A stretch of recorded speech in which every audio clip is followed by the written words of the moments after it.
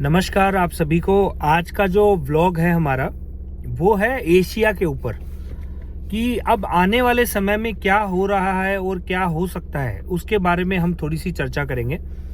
सबसे पहले ये है कि 2 दिन पहले ईरान ने, कल ही शायद, ईरान ने पाकिस्तान के सिंध प्रांत में एक जगह है जहां पर कुछ मिलिटेंट्स बताए जा रहे हैं, जहां पर ईरान ने हमला किया।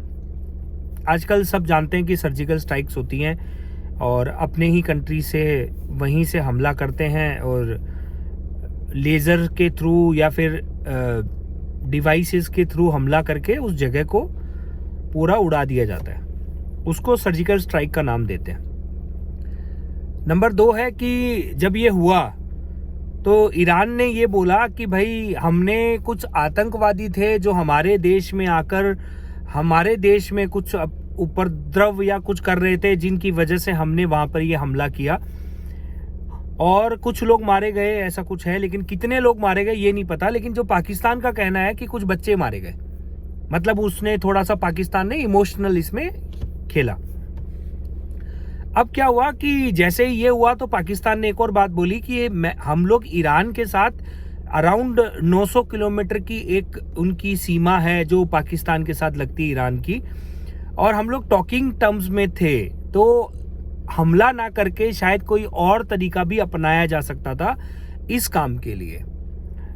इसका मतलब ये है कि हम बात करने के लिए ओपन थे, आप हमसे बात कर सकते थे। लेकिन दिक्कत ये है कि पाकिस्तान में बात करी किससे जाए, कौन है डिसीजन मेकर, कौन है डिसाइसिव, सेना है, कौन सी पार्टी है, आज ये पार्टी है कल वो पार्टी है, कौन सी पार्टी पाकिस्तान की जो पार्टी है, कौन सी पार्टी जो है वो अमेरिका की बात मानती है, कौन सी पार्टी चाइना की बात मानती है। तो ये बहुत सारी चीजों का कुछ क्लियरिटी नहीं है ऐसे कंट्री की, तो उन्होंने सर्जिकल स्ट्राइक कर दी। ठीक है जी, हो गई। अब उसका इफेक्ट क्या हुआ कि शायद ईरान ने ये सोचा होगा कि हम ये सर्जिकल स्ट्राइक करेंगे तो पाकिस्तान जो है वो पलटकर कोई जवाब नहीं देगा। ये उसकी जो गणना थी या उसकी जो रणनीति में जो एक कमी थी वो हो गई कि पाकिस्तान ने वापस जवाब दे दिया और पाकिस्तान ने हमला कर दिया। देखिए, पाकिस्तान के पास खोने के लिए कुछ नहीं है, मैं आपको बता दूं। पाकिस्तान अगर हमला कर रहा है तो आप ये मान लीजिए कि ये पूरा जो गेम हो रहा है ये हो रहा है अमेरिका के थ्रू। कैसे हो रहा है? ऐसे हो रहा है कि शायद कहीं ना कहीं अमेरिका ने कोई एक इंफॉर्मेशन किसी कंट्री के थ्रू जो फेवरेबल टू ईरान है उसके थ्रू भिजवाई कि आपके यहाँ पे ये जो हमले हो रहे हैं ये हमले वहां से हो रहे हैं और आप इन जगहों को बर्बाद कर दो तो आपके हमले बंद हो जाएंगे। अब ईरान को ये कॉन्फिडेंस आया कि यार जब भारत सर्जिकल स्ट्राइक कर रहा है, अमेरिका ने पाकिस्तान के अंदर कर दी तो मैं भी कर लेता हूं, तो उन्होंने भी कर दी। लेकिन ईरान ये भूल गया कि पाकिस्तान जो है वो परमाणु बम रखता है और मरता क्या नहीं करता, उसके पास तो कुछ है ही नहीं।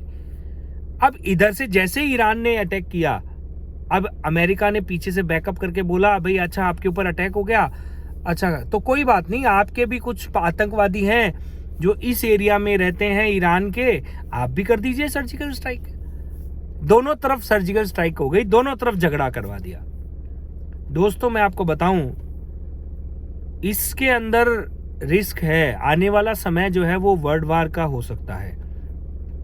मैंने कुछ भविष्यवाणियां पढ़ी है, कुछ चैनल्स हैं जिन पर आचार्य सलील एक चैनल है और भी बहुत सारे चैनल हैं जिन पर मैंने पढ़ा है, सुना है यूट्यूब पर कि ये जो टाइम है 2020 से लेके अब का जो टाइम है 2030 तक का, ये दुनिया के लिए बहुत रिस्की टाइम है। दुनिया इसमें बहुत कुछ करने वाली है, बहुत कुछ होने वाला है दुनिया में।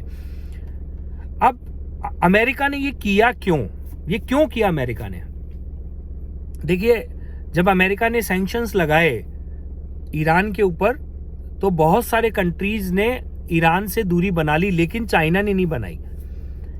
चाइना ने दूरी नहीं बनाई और इंडिया ने बना ली थी, लेकिन हमें एक पोर्ट बनाना है, चाबहार पोर्ट, जो हम ईरान के थ्रू हम रशिया को कनेक्ट करना चाहते हैं। और शायद आने वाले समय में शायद अमेरिका, क्योंकि अमेरिका 20 साल पहले की प्लानिंग पहले कर लेता है, तो कहीं ना कहीं अमेरिका को ये लग रहा है कि अगर भारत और चाइना चाइना एक सीपैक जो रूट बना रहा है उसके अंदर अगर भारत और चाइना एक हो गए कि चाइना ने बोला ठीक है आप कश्मीर ले लीजिए, लेकिन हमें ये रूट जो है वो चलता रहने दीजिए, इसी रूट के थ्रू आपके यहाँ भी माल आ जाएगा, क्योंकि भारत में भी माल आता है चाइना से, रोक नहीं सकते आप उस प्रोडक्ट को, आप नहीं रोक सकते, क्योंकि बहुत सारे भारतीय, लगभग 4 से 5 करोड़ भारतीय उसके बेस पे खाना भी खाते हैं उस सामान को बेचकर।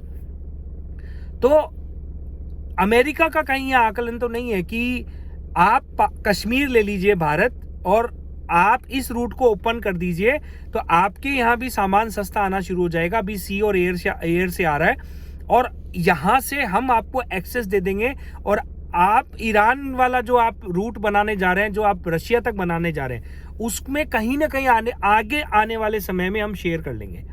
दोस्तों, अमेरिका की ये रणनीति रही है कि एयर जो हमारा जो एशिया जो है वो हमेशा अनस्टेबल रहे।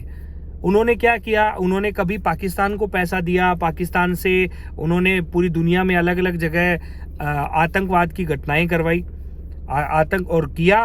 पाकिस्तान ने बहुत लंबे टाइम तक इस काम को किया। इवन भारत का जो 2 टुकड़े हुए हैं वो भी इंग्लैंड ने इसलिए किए क्योंकि उनको यहाँ पर एक ऐसी कंट्री चाहिए थी जो कंट्री उनकी तरफ रहे, क्योंकि सबको पता था कि इंडिया एक आने वाले टाइम में इंडिया एक ब्रेनी कंट्री है और हम बहुत आगे आने जाने वाले हैं। आज आप देखिए अमेरिकन जितनी भी कंपनीज हैं उनमें वर्किंग में अगर आप देखेंगे तो 20 से 25% आपको इंडियंस ही मिलने वाले हैं। ये डर जो है अमेरिका का कि मेरा पावर कहीं छिन ना जाए, मेरी जो सत्ता है वो छिन ना जाए, वो डर उससे बहुत कुछ करवाता है। लेकिन दोस्तों मैं आपको बताऊं, ये जो बहुत छोटे छोटे जो हो रहे हैं, ये कोई भी एक इंसिडेंट आप देखिएगा बहुत बड़ा इश्यू क्रिएट करेगा और वर्ल्ड वॉर 3 की तरफ हम जाएंगे।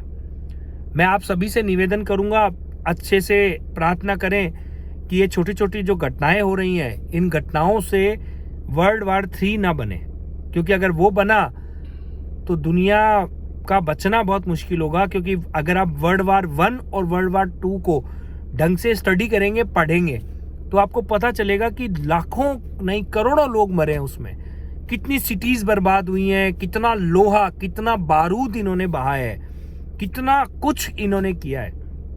आप सिर्फ एक लड़ाई, नॉर्मेंडी की लड़ाई के बारे में आप जानिएगा, आपको पता चलेगा कि कितना क्या क्या इनको व्यवस्थाएं करनी पड़ती है, और फिर उसके बाद शहर बर्बाद होते हैं, फिर उनका वापस रीबिल्डिंग करो। मानवता का बर्बाद है इस तरीके से। तो मैं यही कहूंगा कि थोड़ा सा संभल कर चलना चाहिए हमारी सरकार को भी, और जितने भी लोग उस एरिया में रह रहे हैं, अगर ईरान में कोई भी भारतीय है या फिर कहीं भी है, तो भारत सरकार को, वैसे तो नरेंद्र मोदी गवर्नमेंट ने आज तक जहां भी कोई वॉर जैसी या सिविल वॉर जैसी सिचुएशन हुई है वहां से अपने लोगों को निकाला है पहले, और उनकी बात भी मानी गई है। यूक्रेन में हमने देखा और भी इराक में हमने देखा। लेकिन फिर भी मैं कहूँगा कि अगर इराक में हमारे कोई भी लोग हैं, उस रीजन में अगर कहीं भी ईरान और इराक में इराक में भी युद्ध हो सकता है, कोई बड़ी बात नहीं है। हमारे लोगों को पहले ही सचेत करके, सजग करके हमें उनको बाहर निकाल लेना चाहिए, क्योंकि फिर उस समय जब ऐसा कुछ घटित होगा, जब सेनाएं आमने सामने होकर लड़ने लगेंगी, उस समय हमें बहुत मुश्किल होती है फिर उस टाइम से निकलने के लिए। तो मेरा ये निवेदन है, और मैं पाकिस्तान के लोगों से भी ये निवेदन करूंगा कि आप अपनी सरकार पर ये दबाव डालिए कि अगर आपके देश में इस तरीके के अगर टेरर कैंप्स चल रहे हैं तो उनको बंद करो, क्योंकि आप खुद बारूद के ढेर पे बैठ के आप कभी बचने की मत सोचिए, एक ना एक दिन आपको भी उड़ना ही है। तो ये मेरा लास्ट मैसेज है, आज के लिए इतना ही काफी है। धन्यवाद।